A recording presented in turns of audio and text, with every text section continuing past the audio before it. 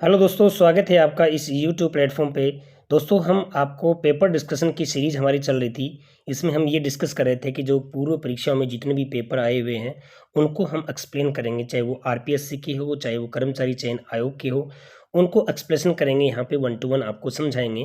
इससे आपको ये पता चल जाएगा कि क्वेश्चंस कैसे पूछे जाते हैं और उनका सॉल्यूशन हमें कैसे करना है। तो हमारी इस सीरीज़ के अंदर हमने काफ़ी जो क्वेश्चंस है वो सोल्व किए थे। यानी कि हमारा जो वरिष्ठ अध्यापक जो सेकंड ग्रेड टीचर्स का और स्पेशल शिक्षा वाला जो है पेपर है वो डिस्कशन का उसका डिस्कशन चल रहा था। अब हमने इसमें काफ़ी क्वेश्चंस किए थे। अब हमारे जो नेक्स्ट क्वेश्चन आते हैं, जैन मंदिर की स्थापना का उल्लेख करने वाला प्रतिहार अभिलेख कौन सा है? तो दोस्तों देखिए, ये इस पेपर के अंदर 100 क्वेश्चन है। हम बात कर रहे हैं सिर्फ राजस्थान जो लेवल के जो क्वेश्चंस हैं उन्हीं की बात। राजस्थान जीके हो या फिर जीके से संबंधित जितने भी प्रश्न हैं इसमें, जैसे मान लीजिए साइकोलॉजी है तो वो हम अलग से करेंगे। तो इसमें हमने 29 क्वेश्चन सॉल्यूशन कर लिए थे। अब नेक्स्ट इसमें आते हैं कि जैन मंदिर की स्थापना का उल्लेख करने वाला प्रतिहार अभिलेख कौन सा है? जैन मंदिर की स्थापना यानी कि जैन मंदिरों से संबंधित जो भी उल्लेख मिलता है वो किस में मिलता है दोस्तों? घटियाला अभिलेख में मिलता है। घटियाला अभिलेख जो है उसमें जैन मंदिरों की जानकारी मिलती है। ये काफ़ी इम्पोर्टेंट प्रश्न है, ये काफ़ी बार पूछा गया है और आपको याद रखना है, आपसे पूछा भी जाएगा। देखिए, घटियाला अभिलेख में गुर्जर प्रतिहार जो राजवंश है उनका उल्लेख भी मिलता है। किसमें?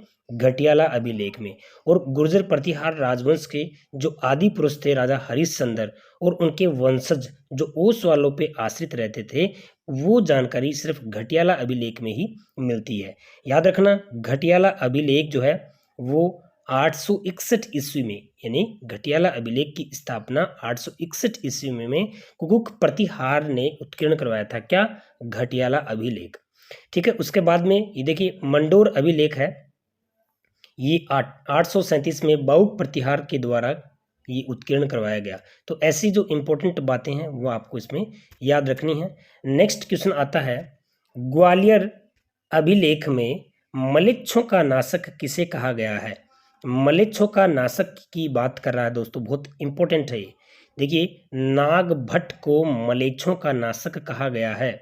इसको नारायण की उपाधि दी गई है। नारायण या फिर मलेच्छों का नाशक कौन है?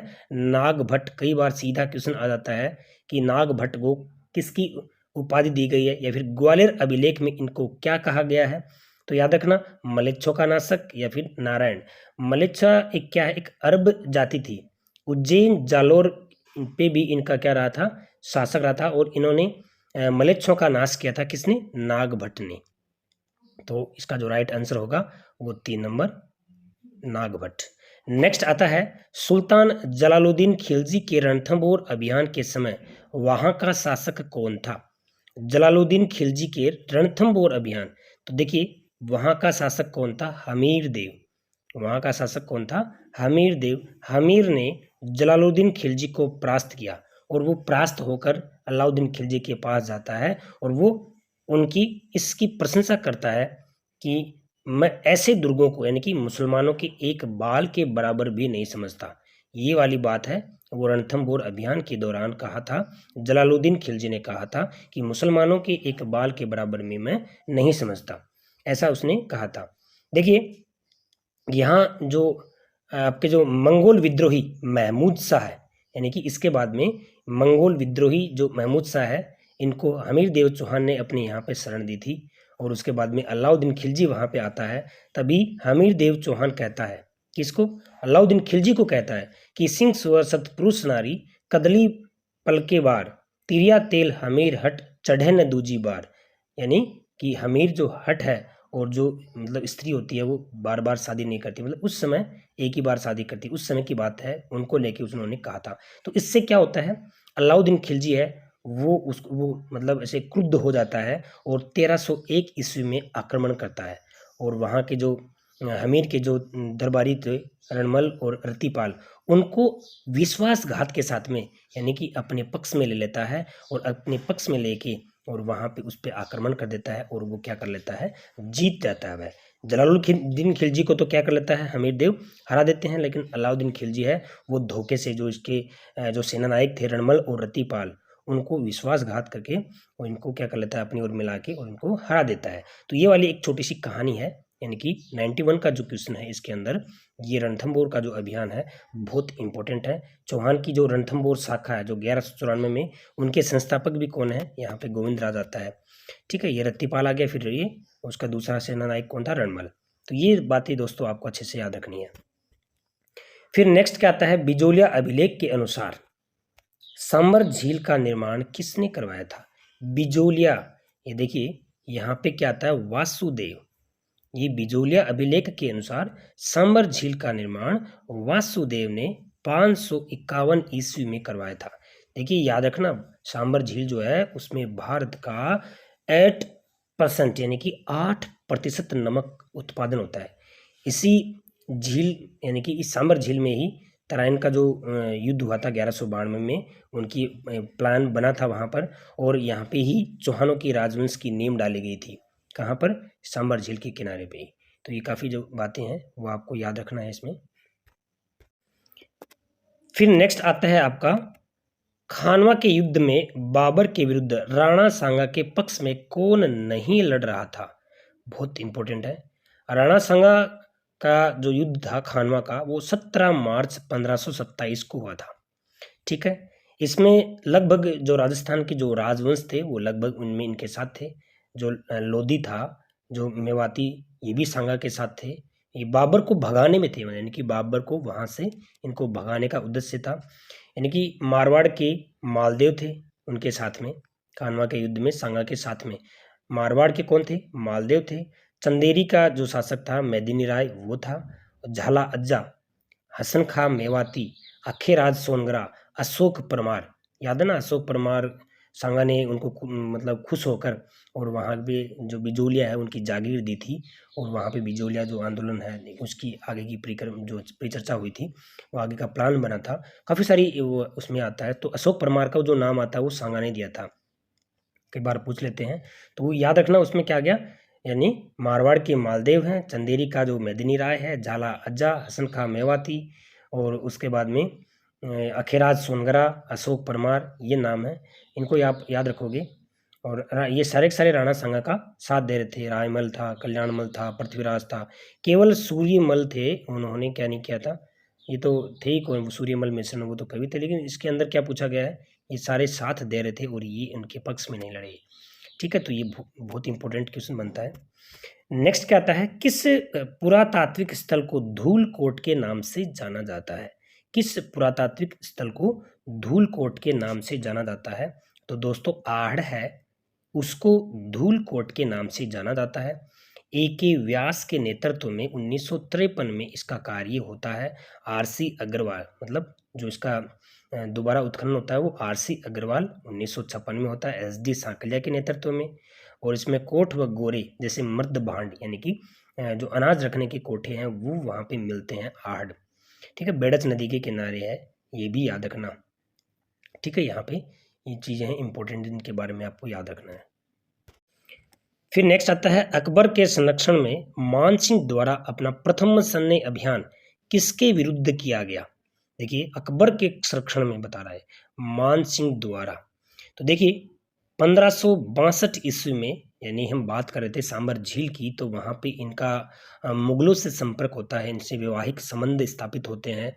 और उसके बाद से अकबर के साथ सांबर झील में ये करने के बाद में 1569 ईस्वी में अकबर ने मानसिंह को बुला लिया। कब, 1569 में, यानी कि 1562 में तो इनसे मुलाकात होती है मुगलों से, और ये अपने वैवाहिक संबंध हैं वो स्थापित करते हैं। और 1569 में यानी अकबर ने मानसिंह को बुला लिया, और वहाँ पे इन्होंने अलग अलग इनको क्या दिया गया था, यानी कि सैन्य अभियान दिए गए कि भाई इस अभियान पे आपको जाना है। तो इन्होंने सुरजनहाड़ा, ठीक है, सुरजनहाड़ा के विरुद्ध मानसिंह को भेजा था, ठीक है, युद्ध करने के लिए, लड़ने के लिए। तो और वो मानसिंह को साथ ही ले आए और उनसे उनकी अधीनता स्वीकार करवा दी। ठीक है, अब वो उससे खुश हो गए, तो उन्होंने क्या कहा था कि आप तो मेरे बेटे जैसे हो, तो इसीलिए उनको फर्जन की उपाधि दी थी। अकबर ने मानसिंह को फर्जन की उपाधि दी थी। फर्जन का मतलब होता है पुत्र। कई बार पूछ लेते हैं कि फर्जन की उपाधि किसकी थी, मान सिंह की थी। मान सिंह को फर्जन की उपाधि किसके द्वारा दी गई, तो अकबर के द्वारा दी गई, तो वो इसी चक्कर में दी गई थी। ठीक है, फिर आपको पता ही है महाराणा प्रताप है, उनको मनाने के लिए भेजा था। फिर उसके जो 4 हैं वो आते हैं, जम्मा भाटो यानी कि जलाल खां, मान सिंह उन पे दूसरे नंबर पे आता है। ठीक है, बहारमल आता है, टिटोडरमल आता है। इस तरह से ये जो है फिर इनको मान सिंह को आगे वो प्रीफर कर देता है। ठीक है, तो यहाँ पे जो 95 है उसका आंसर क्या हो जाएगा, सुरजनहाड़ा। ठीक है, नेक्स्ट देखिए, जयपुर राज्य मेणा सुधार समिति का गठन किस स्थान पर हुआ। जयपुर राज्य मेणा सुधार समिति, देखिए यहाँ इसका हुआ क्यों, यानी जब 1944 की बात है, 1944 में जयपुर राज्य मेणा सुधार समिति का गठन हुआ था 1944 में। इससे पहले क्या था, मेणाओं के साथ में दुर्व्यवहार किया जाता था, उनको मतलब यातनाएं दी जाती थी। तो एक मगन सागर थे, उन्होंने मेणाओं की सशक्त बनाने के लिए, कौन, मगन सागर, मेणाओं को सशक्त बनाने के लिए 1944 में, और एक नीम का थाना जो स्थान है वहाँ पे जयपुर राज्य मेणा सुधार समिति का गठन करते हैं। और उसमें मतलब ये कुछ टर्म्स एंड कंडीशन बनती हैं कि भाई मेणाओं को उनकी ये जो भी प्रक्रिया है, मतलब उनके तहत इनको कोई भी तंग नहीं करेगा, कोई भी परेशान नहीं करेगा, उनमें ये सुधार होंगे। और मेणाओं को भी ये आश्वासन दिया गया, जो चौकीदार मेणा थे, जो भी गलतियां करते थे और भी यानी जो कुरीतियां थी उनके अंदर, जो इनका शिकार हो रहे थे, तो वो भी उनसे दूर रहने की उनको सलाह दी गई। तो ये बहुत इंपॉर्टेंट है, यानी कि बंशीधर शर्मा तो इनकी अध्यक्षता किया था इसकी, उस समिति की। और यहाँ पे मगन सागर ने मेणाओं को सशक्त बनाने के लिए 1944 में जयपुर राज्य मेणा सुधार समिति का गठन किया, और वो स्थान कौन सा था, नीम का थाना था। तो इस तरह से बहुत इंपॉर्टेंट क्वेश्चन बनता है, काफ़ी एग्जाम्स में पूछा गया क्वेश्चन है, तो याद रखना ऐसे क्वेश्चन आपसे दोबारा पूछे जा सकते हैं। फिर आपका नेक्स्ट क्वेश्चन आता है, डाबरा कांड किस क्षेत्र के किसानों से संबंधित है। तो देखिए दोस्तों, यहाँ पे जोधपुर के किसानों से संबंधित है। जोधपुर का जो क्षेत्र था, रियासत था, उसमें डीडवाना वाला जो क्षेत्र है वो भी आता है। तो वहाँ पे डाबरा कांड होता है, बहुत सारे जो किसान हैं वहाँ पर इकट्ठे होते हैं। तो वो वहाँ पे जो डाबरा कांड है वो इसी से, जोधपुर रियासत से संबंधित है। तो कई बार अगर पूछे तो याद रखना, तो इसका आंसर क्या हो जाएगा, 4 नंबर। फिर नेक्स्ट आता है, मेवाड़ प्रजामंडल के प्रथम अधिवेशन का अध्यक्ष कौन था। तो देखिए, मेवाड़ प्रजामंडल का याद रखना 26 नवंबर 1941 को मेवाड़ प्रजामंडल माणिक्यलाल वर्मा के नेतृत्व में होता है। ठीक है, अधिवेशन कब होता है, मेवाड़ प्रजामंडल का प्रथम अधिवेशन 26 नवंबर 1941 को होता है। और इस अधिवेशन का उद्घाटन है वो जेबी कृपलानी करते हैं। उद्घाटन की अगर आपसे बात पूछे तो जेबी कृपलानी का नाम याद रखना। और देखिए यहाँ पे मेवाड़ प्रजामंडल की स्थापना जो है वो 24 अप्रैल 1938 को होती है, ये भी आपको याद रखना है। ठीक है, तो यहाँ पे इसका राइट आंसर क्या हो गया, 1 नंबर। किस समिति ने मत्स्य संघ के विरुद्ध राजस्थान में विलय की अनुशंसा की थी। किस समिति ने मत्स्य संघ यानी कि शंकर राव देव समिति ने मत्स्य संघ को विरुद्ध राजस्थान में विलय की अनुशंसा की थी, यानी कि 5वें चरण में ये मत्स्य संघ में शामिल हुआ था। कई बार क्वेश्चन पूछ लिया जाता है, हमसे ये भी पूछ लिया जाता है कि मत्स्य संघ की स्थापना कब हुई। स्थापना तो स्टार्टिंग में हो जाती है, लेकिन उसका राजस्थान में विलय नहीं होता है। विलय कब होता है, 5वें चरण में होता है, ये याद रखना। ठीक है दोस्तों, देखिए अब यहाँ पे समिति कौन सी थी, शंकर राव देव समिति की सिफारिश के आधार पे मत्स्य संघ को विरुद्ध राजस्थान में मिला लिया जाता है। उसके बाद में फिर आपकी आती है बलवंत राय मेहता। तो बलवंत राय मेहता समिति किससे संबंधित होती है, 1957 में पंचायती राज त्रिस्तरीय की सिफारिश वाली है कौन सी, बलवंत राय मेहता। यानी 1957 में जो पंचायती राज की त्रिस्तरीय समिति थी वो सिफारिश करने वाली कौन सी थी, बलवंत राय मेहता थी। फिर आपका आता है फजल अली। तो पुनर्गठन आयोग जो है उनसे संबंधित है। 1953 में राज्य पुनर्गठन आयोग की जो सिफारिश की गई थी, यानी कि 1 नवंबर 1956 में जब चला था वही प्रोसेस आगे बढ़ी थी, तो वो कौन सी थी, फजल अली थी। और एनवी गाडगिल कौन है, उद्घाटन करता है कौन, किसके, मत्स्य संघ के। तो ये आपको इसमें याद रखना है। नेक्स्ट क्वेश्चन है कि चंद्रसेन अपने राज्य की आम जनता में अलोकप्रिय क्यों हो गई। देखिए चंद्रसेन जो थे वो मारवाड़ का भूला बिसरा राजा कहा जाता है, प्रताप का पथ प्रदर्शक कहा जाता है, किसको, चंद्रसेन को। अब इसमें ये कहा गया है कि ये अलोकप्रिय क्यों हो गई, तो अलोकप्रिय होने का मतलब आपको हर जगह तो नहीं मिलेगा, लेकिन किसी किसी बुक में मिल जाएगा कि ये महाजन वर्ग से धन की लूट के कारण आम जनता में अलोकप्रिय हो गए थे। कैसे हो गए थे? जिस तरह से सिक्कर के अंदर डूंगर जी और जवाहर जी ये क्या करते थे, बड़े बड़े जो व्यापारी लोग थे, बड़े बड़े जो पैसे वाले थे, बड़े बड़े जो महाजन जो लोग थे, उनको लूट लूट के और जो गरीब लोग थे उनकी मदद किया करते थे। ठीक है, तो मदद करना वो बुरी बात थोड़ा ना थी भाई, वो पैसे वाले हैं उनसे लेके और उनको थोड़ा बहुत लूट के उनको उन गरीबों में मदद करना। तो उसी कारण यानी कि उसी की तरह पे चंद्रसेन जो हैं वो अकबर के अटैक के कारण यानी कि भाद्राजून जो पाली है मारवाड़ की तरफ वो पलायन कर गए थे, और वहाँ पे जो वो लोग थे यानी कि वहाँ के जो गरीब लोग थे उनकी मदद करने के लिए, कहते हैं ना कि भाई मरता क्या नहीं करता, तो वहाँ पे उनकी मदद करने के लिए व्यापारी लोग थे, महाजन लोग थे, पैसे वाले लोग थे, उनसे लूट खसोट करके और वो जो गरीब थे उनको मदद करते थे।